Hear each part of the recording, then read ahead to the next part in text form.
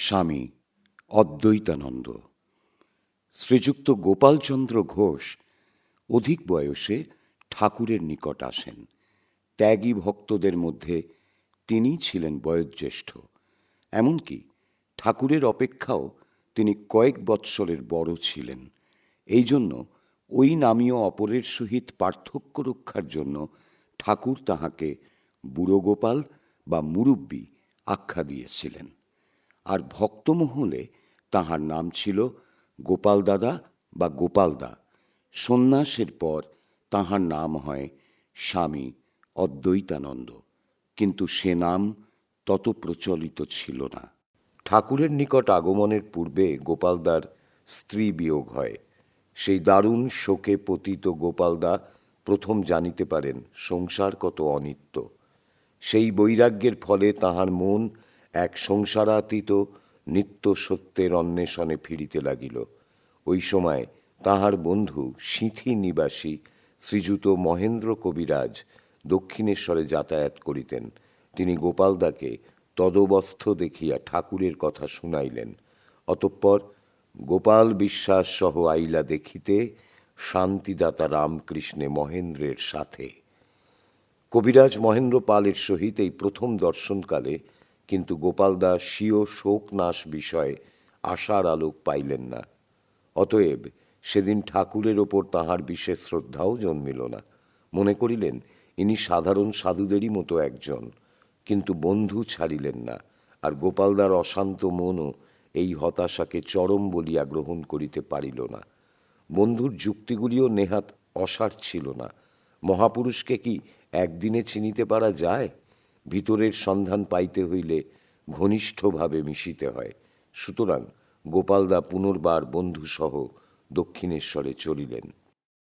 আত্মীয় বিয়োগের ক্ষত কত গভীর তাহা বিষাদগ্রস্ত ব্যক্তিও প্রথমে ধারণা করিতে পারেন না, কিন্তু উপযুক্ত চিকিৎসক যখন তাহাকে ক্রমে সুস্থ করিয়া তুলিলেন, তখন তাহার বুঝিতে বাকি থাকে না যে এতাদৃশ সুচিকিৎসক ভিন্ন ঈদৃশ রোগের উপশম সুদূর পরাহত। দ্বিতীয়বার শ্রীরামকৃষ্ণের নিকট আসিয়া গোপালদা তাহার ভালোবাসায় বাঁধা পড়িলেন এবং উহাই ক্রমে নিবিড়তর হইয়া তাহার সমস্ত সংসার বন্ধন দূর করিয়া দিল। ঠাকুরকে পাইলেন তিনি তাহার ব্যথার ব্যথী রূপে, আর তাহার মুখে অবিরাম ভাগবতী কথা শুনিয়া ও বৈরাগ্যের অনুপ্রেরণা পাইয়া তিনি জানিলেন যে এই সংসার রূপ মায়া মরীচিকায় মুগ্ধ জীবের পক্ষে বৈরাগ্যই একমাত্র মহৌষধ। সংসারের সকল সম্বন্ধই মায়িক। কেবল শ্রীগুরুর যে চরণ স্পর্শ মানবকে এই ক্ষণভঙ্গুর সংসারের অতীতে লইয়া যায়, উহাই জীবনের একমাত্র ভরসা। গোপালদা এখন হইতে সর্বতোভাবে শ্রীরামকৃষ্ণেরই আশ্রয় লইলেন। ইহাতে ঠাকুরের মহিমার যেমন পরিচয় পাই, গোপালদার শুদ্ধ সত্য ভাবেরও তেমনই আশ্চর্য প্রমাণ পাই। কারণ স্ত্রী বিয়োগ অনেকেরই হয়, কিন্তু উহার ফলে গুরুর সান্নিধ্য লাভ ও সংসার ত্যাগ করিয়া ভগবানের জন্য উন্মত্ত হওয়া বড়ই বিরল।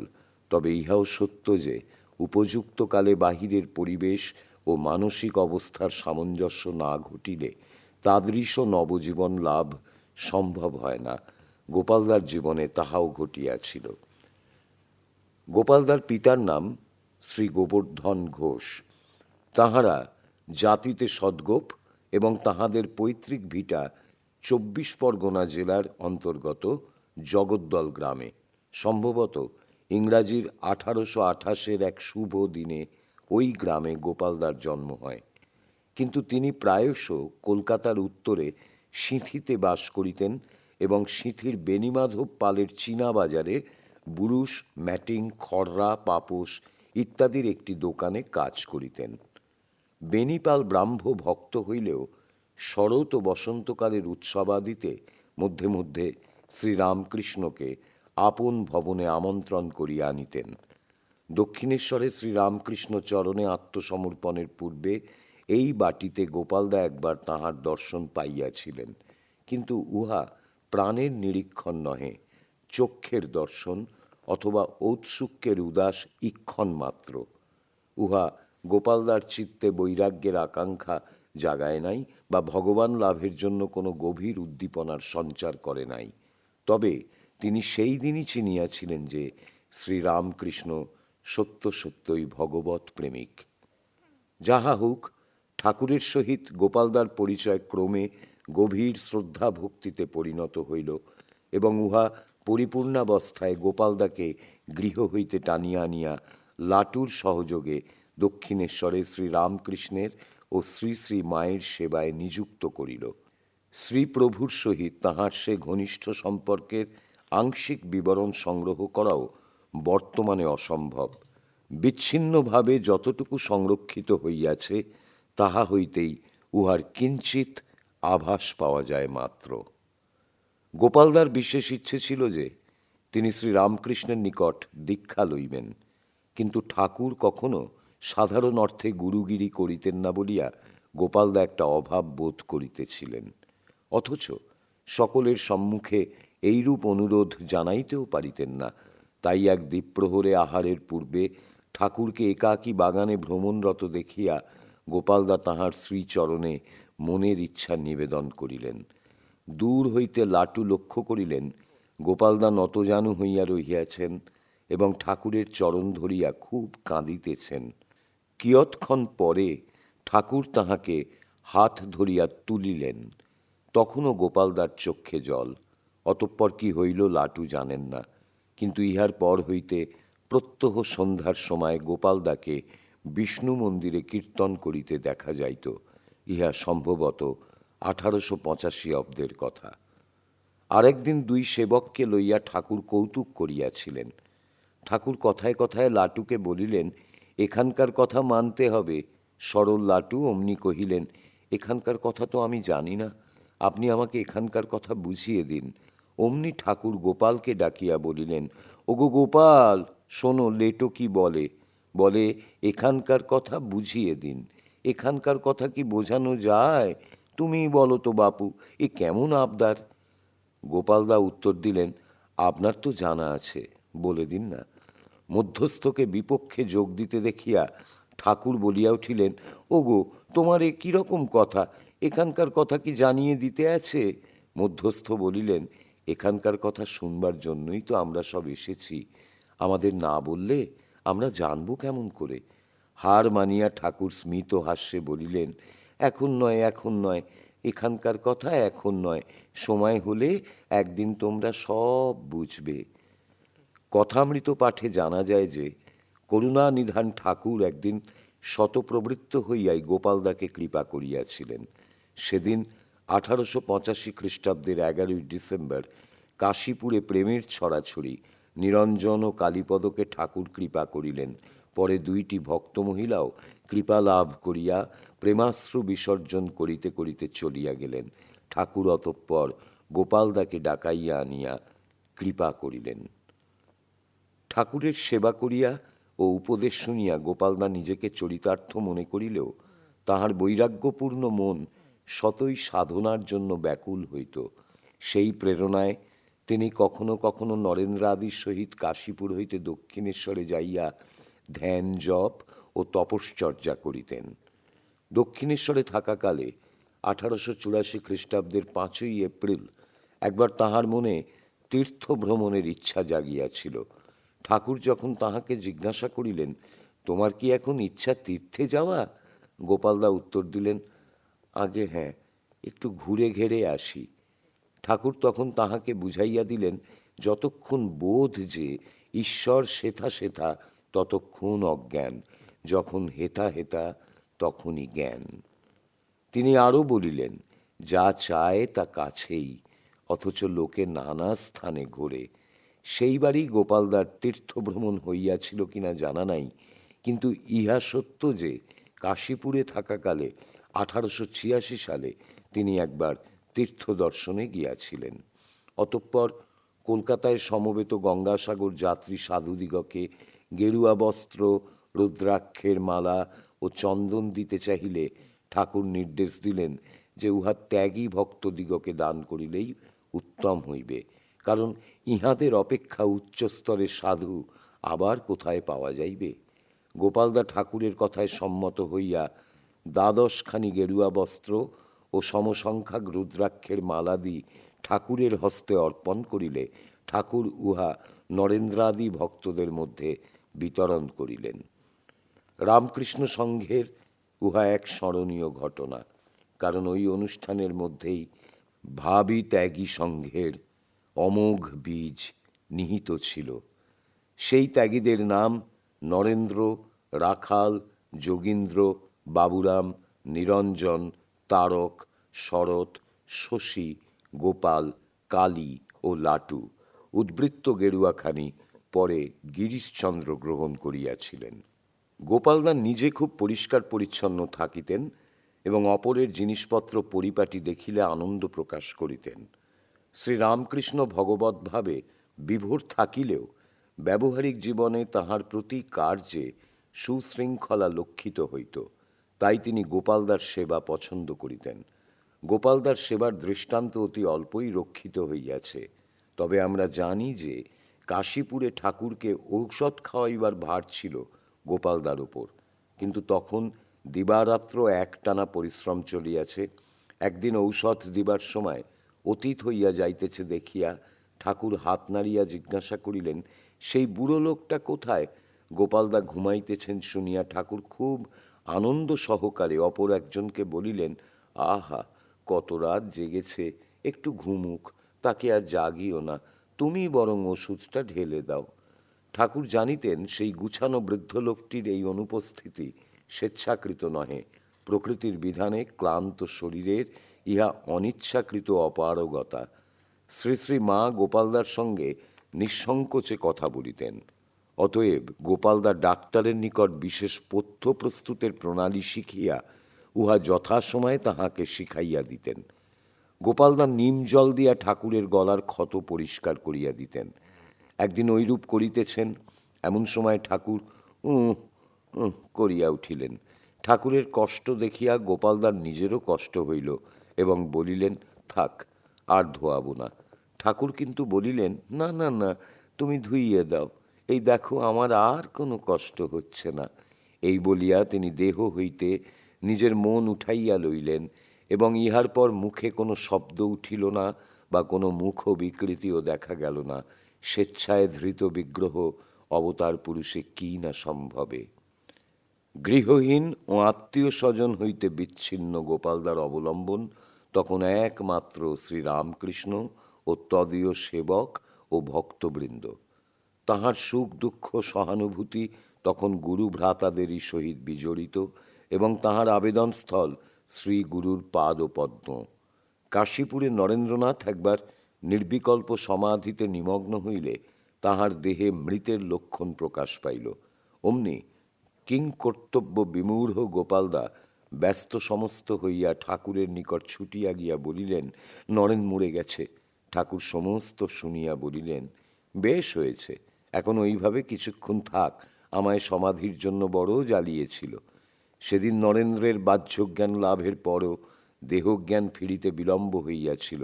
তাই তিনি পার্শ্বস্থ ব্যক্তিদিগকে উচ্চৈঃস্বরে বলিয়াছিলেন, আমার দেহ কোথায়? ঠাকুরের দেহত্যাগের পর গোপালদার কোনো নির্দিষ্ট বাসস্থান রহিল না। সুতরাং বরাহনগরে মঠ স্থাপিত হইলে তিনি সেখানেই আসিলেন। তবে তিনি সবসময় মঠে থাকিতেন না। অন্যান্য গুরুভ্রাতার ন্যায় প্রায় তীর্থ দর্শনে যাইতেন বা তপস্যায় নিষ্ক্রান্ত হইতেন। ওই কালের পূর্ণ ইতিহাস অজ্ঞাত। স্বামী বিবেকানন্দের পত্রাবলী 20/8/88 হইতে পাই যে 1888 অব্দে গোপালদা কেদার ও বদ্রিকাশ্রম দর্শন করেন এবং ওই সময় গঙ্গাধর মহারাজের সহিত তাহার সাক্ষাৎ হয়। দীর্ঘকাল পরে গঙ্গাধর মহারাজ তাহাকে দেখিয়া কাঁদিয়া আকুল হন। ওই তীর্থ দর্শন হইতে ফিরিয়া গোপালদা কিছুকাল বৃন্দাবনে বাস করেন। 1890 খ্রিস্টাব্দতে মিরাটে পুনর্বার গঙ্গাধর মহারাজের সহিত তাহার সাক্ষাৎ হয় এবং উভয়ে একসঙ্গে হরিদ্বার কুম্ভে যান। 1894 খ্রিস্টাব্দে তিনি কাশীতে বংশীদত্তের বাটিতে থাকিয়া যখন তপস্যা করিতেছিলেন, তখন কালীকৃষ্ণ স্বামী বিরজানন্দ মহারাজ কাশীধামে যাইয়া প্রমোদা দাসবাবুর বাগানে স্বামী যোগানন্দ, অভেদানন্দ ও সচ্চিদানন্দ প্রভৃতির সহিত মিলিত হন এবং পরে স্বামী অদ্বৈতানন্দ ও সচ্চিদানন্দের সহিত পঞ্চকোশী ভ্রমণে নির্গত হন। ইহাতে তাহাদের 3 দিন লাগিয়াছিল। 1896 অব্দেও আমরা স্বামী অদ্বৈতানন্দকে কাশীধামে বংশীদত্তের বাটিতে কঠোর তপস্যায় নিরত দেখিতে পাই। তাহার সহিত বাসের সৌভাগ্য ঘটিয়াছিল এমন এক ব্যক্তি বলেন যে, সেখানে প্রাত্যহিক সাধনা ও জীবন প্রণালীতে তাহার চিরাচরিত নিয়মানুবর্তিতা ও সুশৃঙ্খলা প্রখরভাবে ফুটিয়া উঠিয়াছিল। সব কার্যে তিনি যেন ঘড়ির মতো চলিতেন। প্রচণ্ড শীতের সময়ও তিনি অতি প্রত্যুষে গঙ্গা স্নানান্তে শ্লোক আবৃত্তি করিতে করিতে কম্পিত কলেবরে বাসস্থলে ফিরিতেন। মাসের পর মাস এই নিয়মের কোনো ব্যতিক্রম হয় নাই। তিনি মাধুকরীর দ্বারা যাহা পাইতেন তাহাতেই গ্রাসাচ্ছাদন হইত। এক শিব মন্দিরের পার্শ্বে একটি ক্ষুদ্র প্রকোষ্ঠে তিনি বাস করিতেন। ওই কক্ষটি এমন পরিষ্কার পরিচ্ছন্ন থাকিত যে লোকে দেখিয়া অবাক হইত। ব্যবহার্য সামগ্রী বিশেষ কিছুই ছিল না। 2-1খানি পরিধেয় বস্ত্র প্রভৃতি যাহা কিছু ছিল সমস্তই অতি পরিপাটিভাবে রক্ষিত হইত। শরীর ধারণের জন্য এইসব আবশ্যকীয় বিষয় ব্যবস্থা ব্যতীত অন্য সমস্ত বিষয় সম্পূর্ণ সম্বন্ধ শূন্য হইয়া তখন তিনি সাধন ভজনেই মগ্ন থাকিতেন।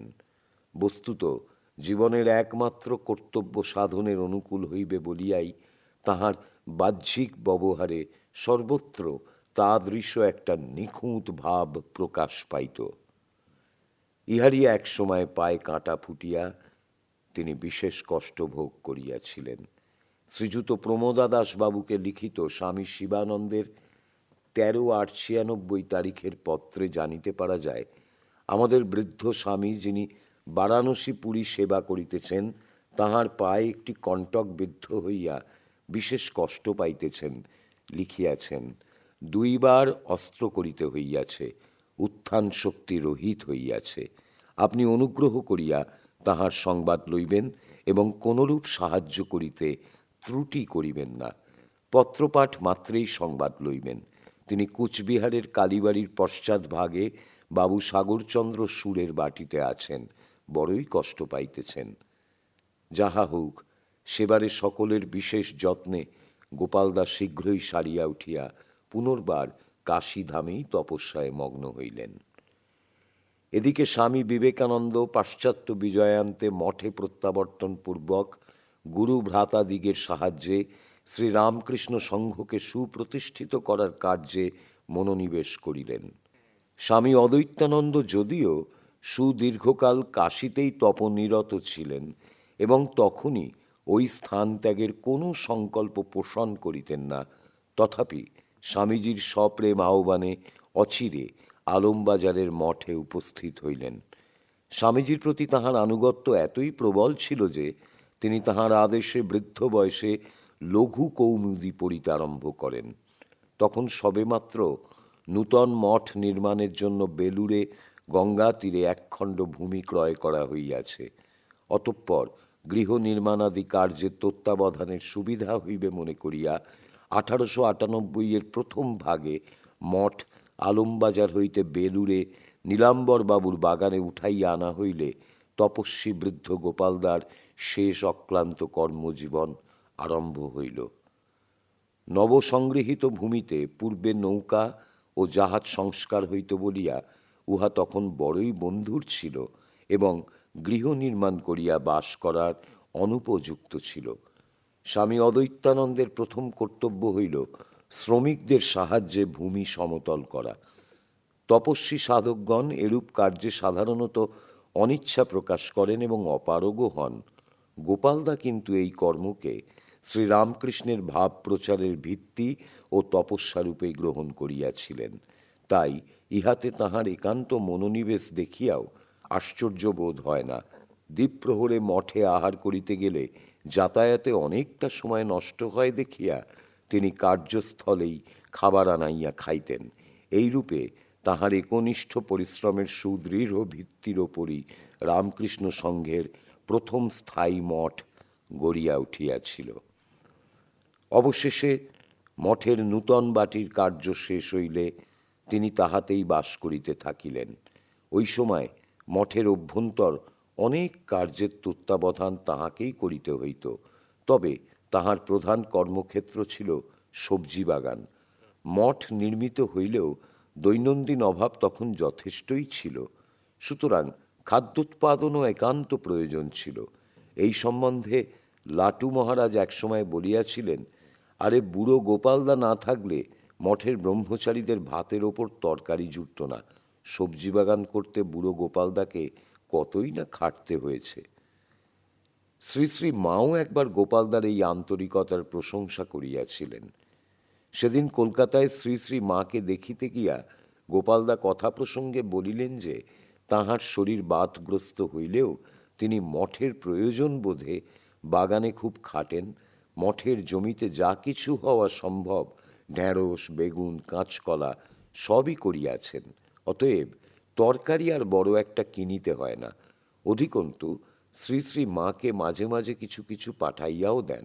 অথচ নূতন ধারায় লালিত ও শিক্ষিত নবাগত ব্রহ্মচারীরা এসবের মর্যাদা বা প্রয়োজন না বুঝিয়া প্রায় নিশ্চেষ্ট থাকেন। সব শুনিয়া মা বলিলেন, হ্যাঁ বাবা, তুমি সেকেলে লোক, তুমি তো আর ছেলেদের মতো থাকতে পারবে না। মঠও তো একটা সংসার, খাওয়া দাওয়াও তো আছে, তুমি থাকতে পারবে কেন?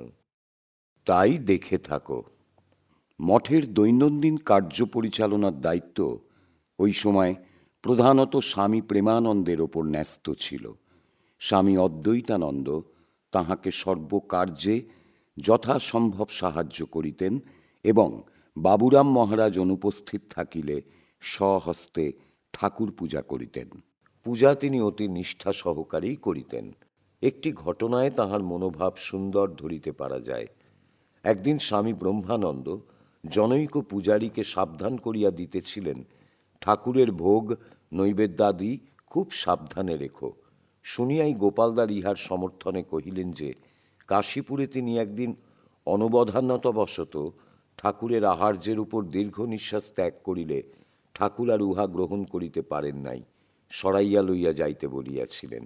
বলা বাহুল্য, তদবধি গোপালদা ওই বিষয়ে বিশেষ সতর্ক ছিলেন। সাধারণ বাঙালির তুলনায় গোপালদার বয়স তখন খুবই হইয়াছে, কিন্তু শ্রীরামকৃষ্ণ তাঁহার সংঘের সেবা জ্ঞানে তখনও তাঁহার দেহকে কেন্দ্র করিয়া অবিরাম কর্মের স্রোত চলিতেছে। সাধ্যানুযায়ী স্বীয় ক্ষীয়মান শক্তির সদ্ব্যবহারে তিনি কখনোই কুণ্ঠিত ছিলেন না, আর সঙ্গে সঙ্গে ছিল তাঁহার স্বভাবোচিত সুশৃঙ্খলা, নিয়মানুবর্তিতা ও পরিষ্কার পরিচ্ছন্নতা। তাহার যত্নে তখন মঠের বাগান পূজার ফুল এবং ভোগের ফল ও তরকারিতে পূর্ণ থাকিত। আর তাহার অন্যতম কর্ম ছিল গোসেবা।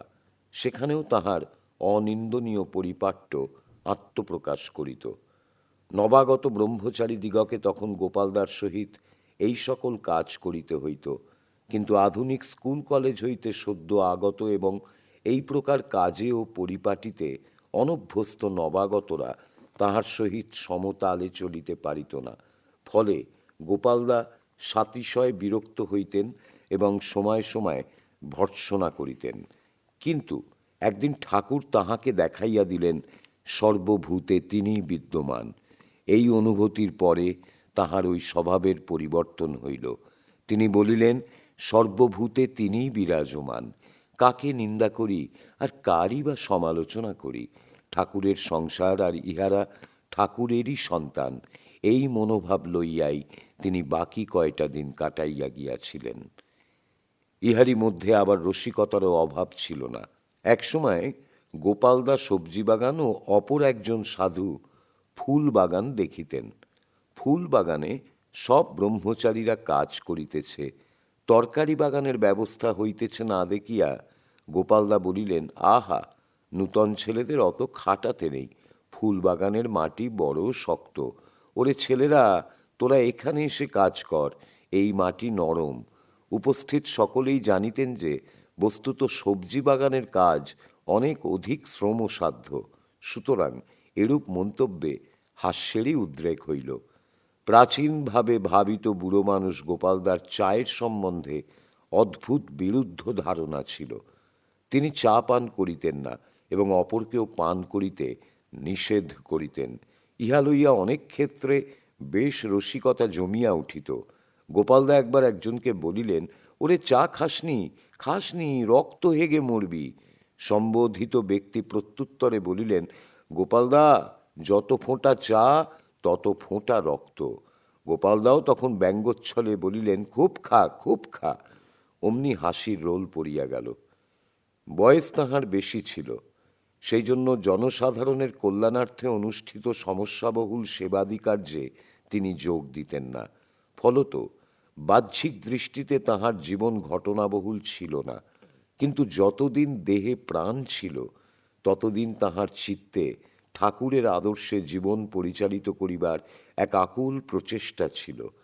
ইহাতে যদিও তিনি কল্পনাতীত সাফল্য লাভ করিয়াছিলেন, তথাপি সেই আদর্শকে আরও নিকটে পাইবার জন্য সাধুকোচিত অতৃপ্তি ও আক্ষেপ তাহার জীবনকে বড়ই মধুর ও আকর্ষণীয় করিয়া তুলিত। গীতাপাঠ তিনি খুব ভালোবাসিতেন এবং নিয়মিত পাঠের জন্য স্বীয় সুন্দর হস্তাক্ষরে পঞ্চগীতা লিখিয়া রাখিয়াছিলেন। সত্যের প্রতি তাহার ছিল অগাধ শ্রদ্ধা, আর ইহা তিনি অনেকটা ঠাকুরের নিকটে শিক্ষা করিয়াছিলেন। পেটের অসুখের জন্য একবার জনৈক কবিরাজ ঠাকুরকে 3টি লেবু খাইতে বলেন। ঠাকুর গোপালদাকে উহা সংগ্রহ করিতে বলিলে তিনি অনেকগুলি লেবু আনিয়া হাজির করিলেন। সত্যের জীবন্ত বিগ্রহ ঠাকুর কিন্তু 3টি মাত্র লেবু রাখিয়া বাকি সব ফিরাইয়া দিলেন। গোপালদা চাক্ষুষ দেখিতে পাইলেন তিনি যাহাকে জীবনের ধ্রুবতারা রূপে গ্রহণ করিয়াছেন, সেই নিষ্কলঙ্ক চরিত্রে কথা ও কার্যের মধ্যে বিন্দুমাত্র অসামঞ্জস্য নাই। ইহা সতই তাহার মনে গভীরভাবে মুদ্রিত হইয়া গিয়াছিল। অতঃপর তিনি স্বয়ং যেমন সত্যনিষ্ঠ ছিলেন, মঠের ব্রহ্মচারীদিগকেও তেমনি সত্যপরায়ণ হইতে বলিতেন এবং ওই বিষয়ে উৎসাহ দিতেন। তাহার তীর্থভ্রমণের কিঞ্চিত উল্লেখ পূর্বে করিয়াছি। শরীর বৃদ্ধ হইলেও মন ছিল তাহার অদম্য উৎসাহে পরিপূর্ণ। সেই মনোবলে তিনি কেদারনাথ হইতে কন্যাকুমারী এবং দ্বারকা হইতে কামাখ্যা পর্যন্ত প্রধান তীর্থগুলি দর্শন করেন।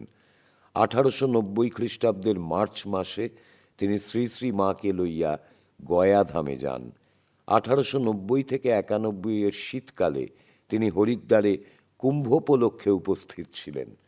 কোন্নগরের নবাই চৈতন্য বাবুর সহিত তিনি 1897 নভেম্বরে রায়পুরে পৌঁছেন এবং পরে দাক্ষিণাত্য ভ্রমণে নিষ্ক্রান্ত হইয়া 1898 23 মার্চ স্বামী সুবোধানন্দ ও নির্মলানন্দের সহিত মঠে প্রত্যাবর্তন করেন। 1899 শেষে তিনি দার্জিলিংয়ে যান এবং 5 নভেম্বর মঠে ফিরিয়া আসেন। 1900 খ্রিস্টাব্দে স্বামীজির ভারত প্রত্যাগমনের কয়েকদিন পরে অদ্বৈতানন্দজি কয়েক গুজরাটি ভদ্রলোকের সহিত দ্বারকায় যান এবং পরবৎসর 7 ফেব্রুয়ারি মঠে উপস্থিত হন। শেষ বয়স পর্যন্ত সামান্য ব্যায়ামাদি সহায়ে তাহার স্বাস্থ্য মোটের ওপর ভালোই ছিল বলিতে হইবে। অপরের মুখাপেক্ষী হইয়া থাকা তাহার মনঃপূত ছিল না এবং ভগবানও তাহাকে সেইরূপ অবস্থায় খুব কমই ফেলিয়াছিলেন। শতপ্রণোদিত হইয়া কেহ সেবা করিতে অগ্রসর হইলেও স্বাবলম্বী গোপালদা তাহাকে নিবৃত্ত করিতেন। নিজের সমস্ত নিজেই করিতেন এবং উহাতেই ছিল তাহার তৃপ্তি। সঙ্গীতে তাহার বিশেষ অনুরাগ ছিল এবং বায়া তবলায় হাত খুব মিষ্টি ছিল। দেহত্যাগের কিছু পূর্বে তিনি পেটের অসুখে ভুগিতেছিলেন। ইহার প্রতিকার কল্পে তিনি প্রত্যহ একটু ব্যায়াম করিতেন, কিন্তু এইভাবে জরাজীর্ণ শরীরকে ধরিয়া রাখা কষ্টকর হওয়ায় এবং প্রতিকারের চেষ্টা সত্ত্বেও রোগের বৃদ্ধি হইতে থাকায় একদিন তিনি ঠাকুরের সম্মুখে দাঁড়াইয়া যুক্ত করে কাতর কণ্ঠে নিবেদন করিলেন, প্রভু, আমায় এই কষ্ট থেকে মুক্তি দাও। ঠাকুর সে প্রার্থনা শুনিলেন। মুক্তি তাহার শীঘ্রই আসিল। শোনা যায় যে অন্তিম অসুখের সময় তাহার এক অলৌকিক দর্শন লাভ হয়। তিনি দেখিলেন ঠাকুর গদা হস্তে সম্মুখে উপস্থিত।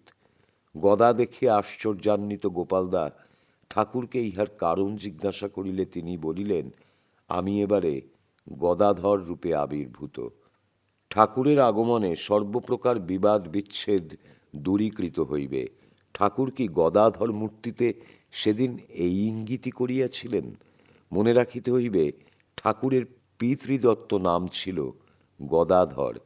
কে জানে অবতার পুরুষের সর্বপ্রকার সার্থক ক্রিয়াকলাপ ও নামাদির পশ্চাতে কোথায় কোন অর্থ লুক্কায়িত থাকে।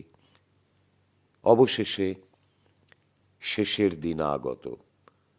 সেই দিনের একটি সংক্ষিপ্ত অথচ প্রাণস্পর্শী বিবরণ স্বামী প্রেমানন্দ মহারাজের একখানি পত্রে আছে।